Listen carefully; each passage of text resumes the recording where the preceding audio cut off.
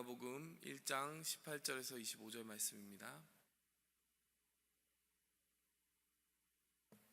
사가랴가 천사에게 이르되 내가 이것을 어떻게 알리오? 내가 늙고 아내도 나이가 많으니이다. 천사가 대답하여 이르되 나는 하나님 앞에 서 있는 가브리엘이라. 이 좋은 소식을 전하여 내게 말하라고 보내심을 받았노라. 보라, 이 일이 되는 날까지 내가 말 못하는 자가 되어 능히 말을 못하리니 이는 내가 내 말을 믿지 아니함이거니와 때가 이르면 내 말이 이루어지리라 하더라. 백성들이 사가랴를 기다리며 그가 성전 안에서 지체함을 이상히 여기더라. 그가 나와서 그들에게 말을 못하니 백성들이 그가 성전 안에서 환상을 본 줄 알았더라. 그가 몸짓으로 뜻을 표시하며 그냥 말 못하는 대로 있더니 그 직무의 날이 다 되매 집으로 돌아가니라.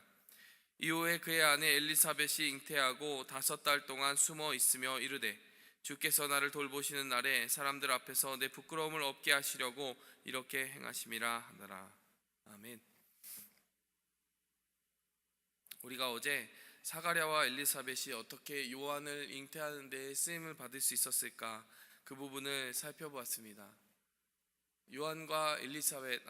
사가랴와 엘리사벳이 세례 요한을 잉태하게 될 때 하나님께서 어떤 기준으로 택하셨겠는가? 어제 말씀 속에서 보았을 때는요, 실망의 때에도 불구하고 불임에도 불구하고 그 실망의 모든 시기를 원망이나 불평으로 바꾼 것이 아니라 끝까지 흐트러짐 없이 주의 규례를 다 지켜 행하는 그 순종의 모습을 우리가 보았습니다. 뿐만 아니라 중요한 것은 기도에도 흐트러짐 없었다라는 사실을 우리가 13절 말씀에서 보았어요. 천사가 와서 첫 마디가 이것이었습니다. 무서워하지 말라, 너의 간구함이 들린지라. 그런데 그 간구함의 내용은 논리적으로 뒤에 나오는 내용일 것입니다. 내 아내 엘리사벳이 내게 아들을 낳아주리니. 사가랴가 그리고 엘리사벳이 분명히 생물학적으로는 아이를 낳기 어려운 나이에 근접했음에도 불구하고 그들이 간구하고 있었다는 사실입니다. 이렇게 보면요, 참 믿음의 일들, 하나님이 하시는 놀라운 일들은 믿음의 사람들을 통해서 이루어지는구나, 순종의 사람들을 통해서 이루어지는구나, 우리가 이것을 다시 한번 새겨볼 수 있습니다. 그런데 오늘 본문 말씀을 다시 한번 살펴보면서요, 우리가 짚어야 되는 것은 우리가 주님 앞에 실수 없고 흠이 없고 우리가 열심히 기도해서가 아니라, 그러나 궁극적으로는 하나님의 은혜 위에, 하나님의 신실하심 위에 모든 것이 세워져 있다는 사실을 다시 한번 되짚어 보려고 합니다. 우리의 신실하심이 아니라 하나님의 신실하심이라는 사실입니다. 18절 말씀을 우선 보면요, 사가랴가 천사에게 이르되 내가 이것을 어떻게 알리오? 내가 늙고 아내도 나이가 많으니이다. 여러분, 이 부분을 보면 어제 말씀 속에서 살펴본 그들의 신실한 모습, 어떻게 그들이 인내하였고 어떻게 신실하였고 어떻게 주의 규례에 순종하였는지에 대한 그 모습보다도 얼마나 불신하고 있는지에 대해서 18절 말씀에 우리가 극명하게 볼 수가 있습니다. 어제 그 지켜왔던 신실한 모습은 온데간데 없고, 오늘 이제 천사가 전해준 그 이야기를 듣고 그것을 믿지 못하는 사가랴의 모습을 우리가 보게 되는 것입니다. 이 부분을 묵상하는데요, 참 사가랴가 보이는 모습이 우리와 많이 닮아있다, 이런 생각을 하게 되었습니다. 기껏 기도해놓고 기껏 하나님께 찾아놓고 결정적으로 그것을 믿어야 될 때는 그것을 믿지 못한 우리의 연약함이 고스란히 말씀 속에 들어있는 것이 아니냐. 사실요, 사가랴가 믿지 못할 이유보다요, 믿어야 될 이유가 굉장히 많았습니다. 그리고 하나님께서 사가랴에게 그 응답을 주시기 전에 믿을 수 있는 어떤 분위기를 많이 조성해 주셨어요. 우리가 한번 사가랴에게 하나님께서 그 믿음을 주실 수 있는 분위기를 어떻게 조성했는지 한번 볼까요? 첫 번째로 보면요, 우리 오늘 본문 말씀은 아니지만 5절과 6절에 보면 사가랴가 성전을 섬기게 된 배경이 나와 있습니다. 유대왕 헤롯 때 아비야 반열의 제사장 한 사람 사가랴, 이렇게 나옵니다. 여러분, 이 부분을 그냥 읽으면요, 별로 놀라울 것이 없는 그런가 보다 이렇게 들립니다. 그런데 우리가 이 배경을 좀 알 필요가 있습니다. 역대상 24장 4절에 보면요, 이렇게 반열이라는 것이, 제사장의 반열이라는 것이 생긴 것이 다윗의 때였어요. 제사장이 너무 많아진 거예요. 그래서 성전을 섬기는데 반차가 필요하고 그 순서대로 성전을 섬길 수 있도록 질서를 만들게 된 것이죠. 예수님 당시에 몇 반열이 있었냐면요, 24반열이 있었습니다. 근데 총 제사장의 숫자가 얼마였냐면요, 2만여 명이었어요. 뭐 여러 가지 수학적인 계산을 여러분 해보면요, 한 반열마다 1년에 2차례 예루살렘에서 봉사할 수 있고, 한 번 봉사할 때 일주일을 봉사할 수 있는데, 확률적으로 모든 제사장이 다 제사장으로서 성전에서 한 번 봉사하려면 500년이 걸린다고 그럽니다. 500년이 걸리는 거예요. 그러니까 그 성전에서 한 번 섬겨보지도 못하고 죽는 제사장이 그렇게 많다라는 겁니다. 확률상으로 500대 1을 뚫어야지만 그 성전에서 섬길 수가 있는 거예요. 여러분, 그런데 어떻게 보면 가문의 영광인 거예요. 제사장으로서 한번 섬겨보기도 어려운 그 성소를 섬기는 직분, 그 차례가 제비를 뽑아서 누구한테 떨어진 겁니까? 지금 사가랴에게 떨어진 거죠. 거기에 얼마나 들떴겠어요? 얼마나 흥분되었겠어요? 하나님께서 나를 이렇게 불러주셨구나, 택하여 주셨구나. 여러분, 하나님께서 달리 그렇게 행하셨겠습니까? 하나님께서 주실 어떤 특별한 메시지가 있었기 때문에 사가랴를 그 500대 1의 확률을 뚫고 하나님과 독대하는 그 자리로 끌어오신 거죠. 뿐만이 아닙니다. 오늘 본문 말씀 19절에 보면 천사가 나타나서 그 메시지를 전하는데, 그 천사가 누구입니까? 나는 하나님 앞에 서 있는 가브리엘이라. 여러분, 가브리엘이라는 천사는 성경을 조금만 잘 아는 사람이라면 어디에 등장했는지 우리가 알고 있습니다. 다니엘서에 등장하잖아요. 다니엘서에 앞으로 이스라엘의 운명이 어떻게 될 것인지, 그 포로된 이스라엘의 운명을 두고 슬피 기도했던 다니엘에게 앞으로의 일들을 전하기 위해 가브리엘 천사가 날아와서 묵시를 전해주게 됩니다. 가브리엘이 뭐라고 말해요? 내게 이 소식을 전해주기 위해서 미가엘이라고 하는 군장이 페르시아 군, 바사군을 대적하여 싸우고 그것으로 말미암아 내가 시간을 벌고 너희에게 올 수 있었다.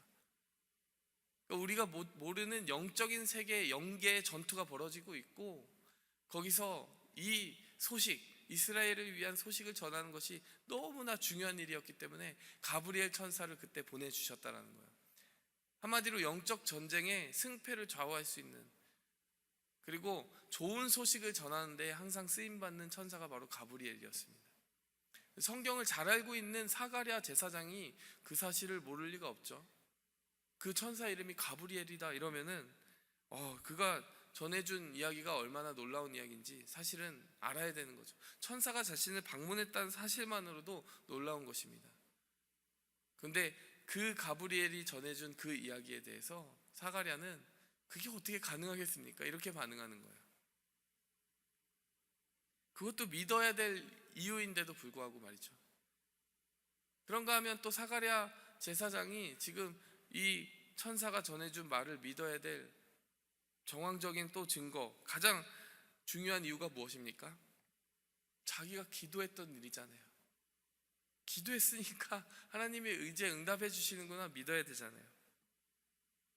그리고 또 다른 이유가 있습니다. 아무리 내 눈에 불가능해 보여도 제사장 사가랴는 성경을 잘 아는 사람이었어요.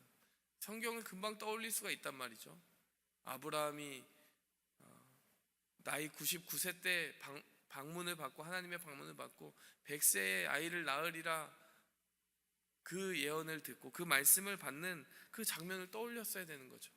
한나가 간절히 기도했을 때 불임이나 다름없는 것 같았던 그 한나가 사무엘을 얻었던 그 말씀을 떠올렸어야 되는 것입니다. 이렇게 보면요, 믿어야 될 이유가 훨씬 많습니다. 500대 1, 그 일평생 한번 섬기기도 어려운 성소의 부름을 받고 거기에 가브리엘 천사가 와가지고 자기가 늘 기도해오던 그 기도 제목에 대한 응답을 가지고 왔을 뿐만이 아니라 성경을 조금만 떠올려 보면 그래, 하나님 이거 하실 수 있는 분이지, 이렇게 결론이 흘러가야 되는 거예요. 근데 사가랴 제사장은요, 그렇게 기도해놓고 그 기적을 눈앞에서 보고 있으면서 믿어야 될 이유가 그렇게 손에 꼽게 엄청나게 많은데도 불구하고 믿지 않아야 될 한 가지 이유만 꼽는 거예요. 그게 어떻게 가능합니까? 여러분, 때로 이것이 우리의 모습입니다. 기껏 기도해놓고 믿지 못합니다. 기껏 말씀을 통해서 하나님의 능하심을 보고서도 실전으로 가면요, 하나님 그게 되겠어요? 이렇게 얘기하는 거예요. 기껏 기적을 지금 눈앞에서 보고 있는데, 천사가 와서 이야기하고 있는데, 그 확률을 뚫고 성소로 부름을 받았는데도 그게 기적인지 아닌지 지금은 상관이 없는 거예요. 내가 보기에 안 될 것 같은데, 이 생각을 하고 있는 것입니다. 너무나도 무뎌져 있고 둔해진 심령으로 살아갈 때가 많다는 것이에요. 여러분, 성경은요, 믿음의 사람들에 대해서 이야기하면서 절대 미화하지 않습니다. 그 사람들이 다른 어떤 누구보다 초인적이고 절대적인 믿음을 가졌다거나 그렇게 이야기하지 않아요. 결정적인 순간에 하나님의 붙드심을 받고 은혜를 받아서 그들은 믿음을 회복하게 되었다. 성경은 항상 이렇게 이야기하는 것입니다. 아브라함도 처음에 웃었습니다. 그래서 아들의 이름이 이삭이 된 것이에요. 여러분, 우리가 붙들고 나아가야 되는 거, 안심할 수 있는 우리의 믿음의 근원이 무엇입니까? 토대가 무엇입니까? 우리가 실패해도 하나님은 우리를 버리지 않으신다는 거예요. 우리가 믿기를 그친다 할지라도요, 우리가 이미 뿌려놓은 그 기도를 기억하시고 넘어져 있는 우리를 그 불신의 자리에서 믿음의 자리로 다시 이끌어 주신다는 것입니다. 우리의 신실함이나 우리의 어떤 한결같음보다도 하나님의 신실하심과 하나님의 한결같음이 이 언약을 보존하는 데 있어서 훨씬 더 중요한 의미를 가지고 있다는 거예요. 여러분, 이것이 우리에게 위로가 되었으면 좋겠습니다. 저들이 저런 훌륭한 믿음을 가지고 살았기 때문에, 여러분, 그것도 맞습니다. 우리가 그렇게 신실한 모습으로 우리가 할 수 있는 최선을 다해야 됩니다.